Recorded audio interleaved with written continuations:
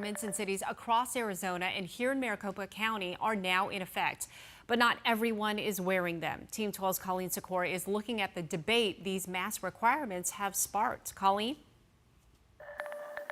Experts have said and cited evidence that face coverings can help reduce the spread of COVID-19. While some are wearing a mask, others aren't and say they don't plan to. As mask requirements went into effect in Maricopa County and other cities in Arizona, social media lighting up with pushback.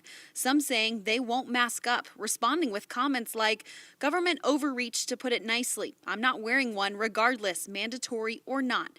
And when I see speeders do the speed limit, people use their turn signals, I'll take it more serious about wearing a mask. Give me what I want and I'll be happy to give you what you want.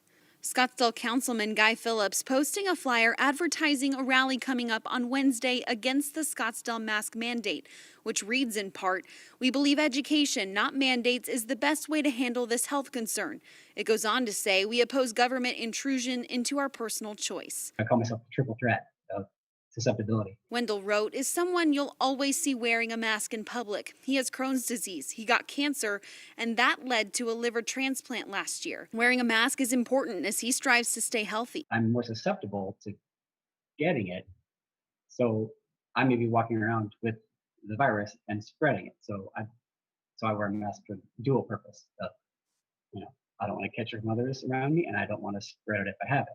He's seen the debate on social media and even experienced it in person. I've had people in a store approach me. I was wearing a mask. I had a gentleman approach me in the store, start quoting to me, "When people die in a car wreck, have in car wrecks over the years."